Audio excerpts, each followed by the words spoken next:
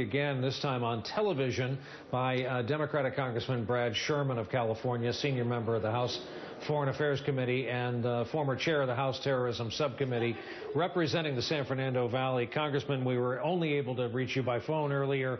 Now we can see each other. You've been watching and listening to our coverage. You've seen this, I won't call it sniping, but this public disagreement between officials in New York and officials in LAUSD in Southern California about this tough call that had to be made this morning. What do you make of it now in the light of the few hours of clarity we've had? Well, there are a few elements of the Los Angeles email that give it a little bit more credibility. The New York sources are saying that the supposed student misidentified schools or didn't use the term.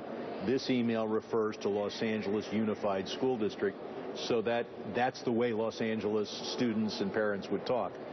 Second, this email, of course, references not only Los Angeles, but San Bernardino and Bakersfield and San Diego as well. So I think this email had a little bit more credibility. And, of course, once you learn that identical emails have been sent elsewhere, that diminishes the credibility of the email. People in Los Angeles were unaware that anyone had received a similar email elsewhere in the country.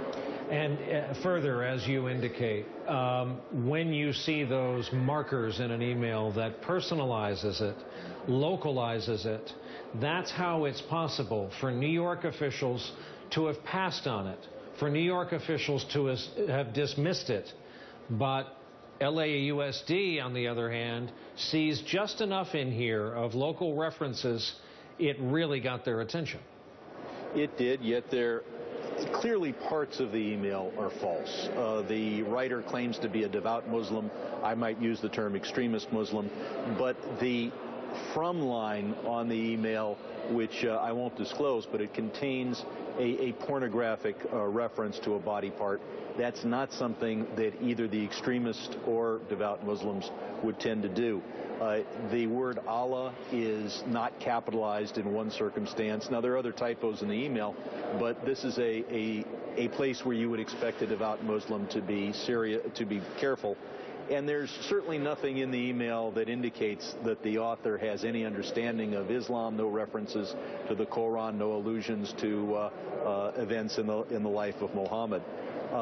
Another part that doesn't seem credible is that he claims that he has 32 accomplices and that he has a nerve agent. There may be other parts of this email that turn out to be accurate, and that's why an abundance of caution is called for. But I would be very surprised if this attack involved 33 people and nerve agents. So parts of this email may be true, parts of it I don't think are.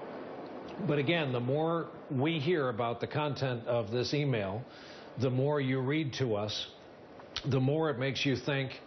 You try reading all of that and then having to make the decision that 900 schools open on schedule this morning or 900 schools remain shut, and all those parents are forced to scramble, and the chill gets sent through an already weary public in Southern California that's been forced to watch and witness so much. This was a very tough call. Very tough call. There would be intermediate steps about putting a large number of LAPD at every school. That would have alarmed parents. It's not at all clear what was the right decision, and an abundance of caution it certainly cannot be criticized. Well, what about this finally, Congressman, and that is you're the superintendent of LA Unified. Should this have been a decision in concert? Do you put this up on the net, as they say? Do you bring in Homeland? Do you bring in Sacramento? Do you try to do what we were supposed to do after 9/11, get all this interagency discussion going with FBI, with NYPD, your counterparts in the next largest U.S. city? You get as much information through coordination as you can, right up until the time you have to make the decision. But I don't have a timeline in front of me Was this email sent to the board member? When did he notice it, or did she notice it? When did they get it to law enforcement or the school district police?